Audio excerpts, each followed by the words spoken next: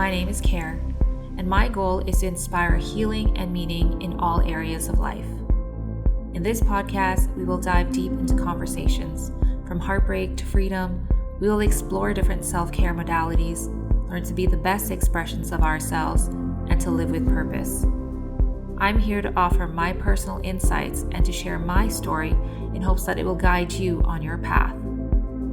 This is Heal with Care, a journey of self-discovery. There was a point in my life when I felt like I really needed to talk to someone who was outside of my family and friends.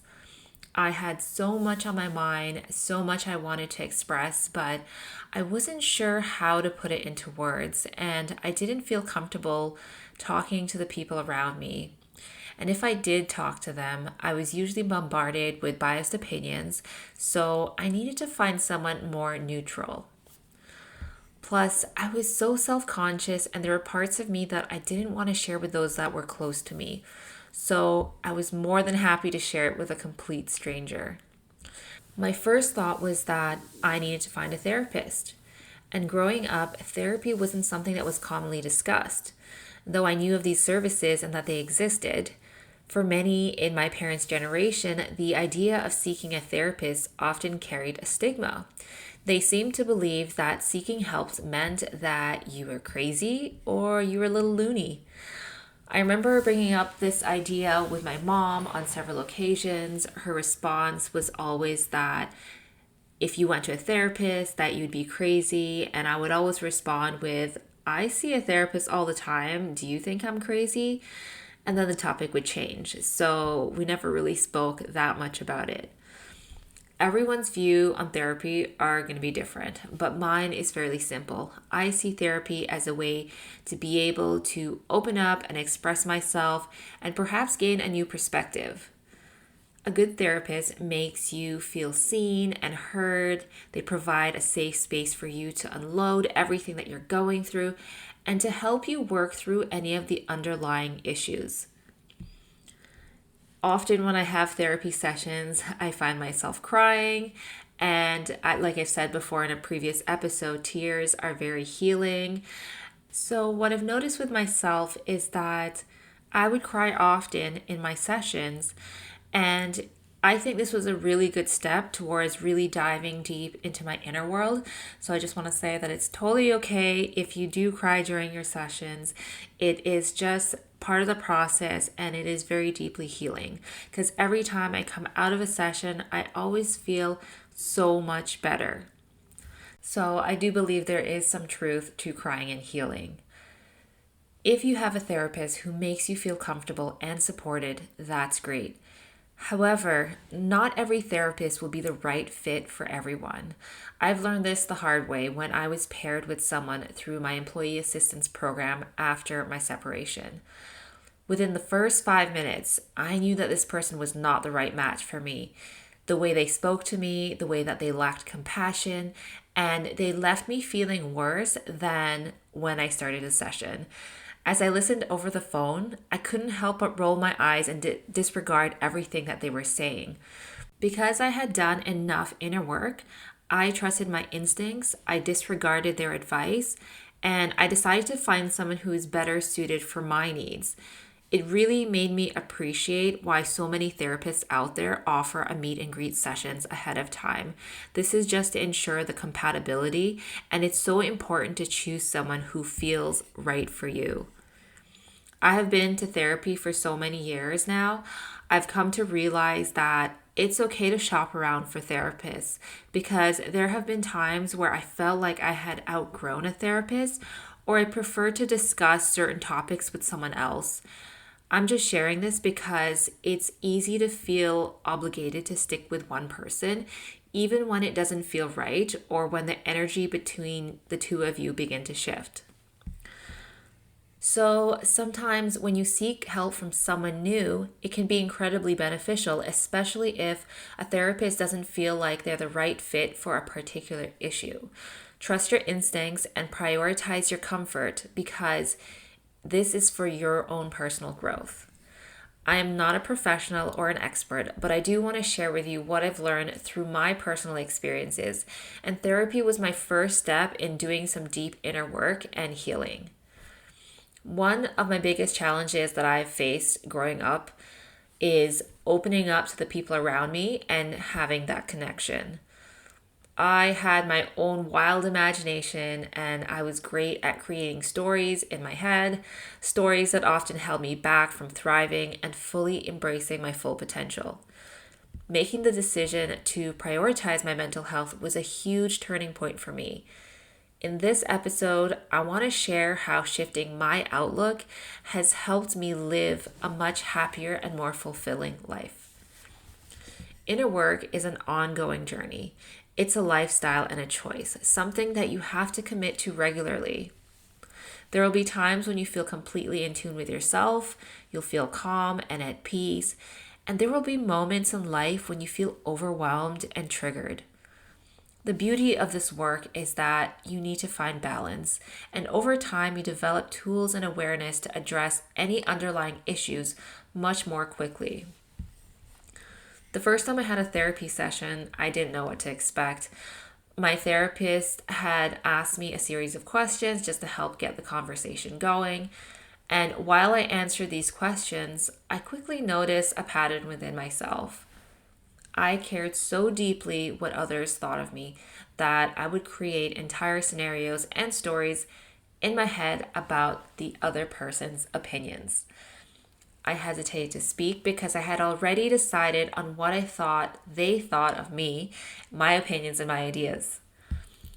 I was immediately introduced to cognitive behavior therapy, and this is where I learned to use different scenarios to recognize when I was creating stories in my mind. I began to see that these stories were not real. They were just assumptions that I had made up. The only way I know if they were true was to just ask. And over time, I started to realize that the more I was able to let go of the stories that I had made up in my head about how others perceive me, the more I was able to be myself and to be less self-conscious. There were times when other people have said to me, "You probably think blah, blah, blah about me." And whenever this comes up, my initial thoughts were, no, I'm actually thinking the complete opposite. And this made me see that if they had made assumptions about what I was thinking and what I was actually thinking was the opposite, where does this cycle end? And sometimes it can become this vicious cycle of us doing this back and forth and thinking too much of what we think the other person said. So since this came into my awareness, I realized that I was now on the other end of this scenario. I'm not the ones making up this story. The person standing in front of me is. And the one thing I can say is that we all do this. It always creeps up on us and it really tends to hold us back in so many ways. I noticed that the more that I practiced letting go of worrying about what others might think of me, the more I was able to truly be myself and connect with the people around me on a much deeper level. It just took me a lot of practice, patience, and compassion with myself, but in the end, it was worth it. If it weren't for the inner work that I was doing, I wouldn't have gained the ability to see things from another person's perspective or found the courage to open up and share who I am with the world. To further work on being able to express myself, I started journaling. And I remember as a teenager, I had journaled before, but it was more about documenting my day-to-day life, what I was doing, where I was going. And this time, I realized that I really needed to focus on my emotions and learn how to articulate them. I need to find the words to describe how I felt. And that's when I discovered the Wheel of Emotions. The Wheel of Emotions is something that my therapist provided for me. It is a circle, and within that circle, it's kind of like a wheel, and there are a bunch of descriptive words to help identify how you're feeling. And I started to use this wheel, and slowly I was able to name how I was feeling with more confidence.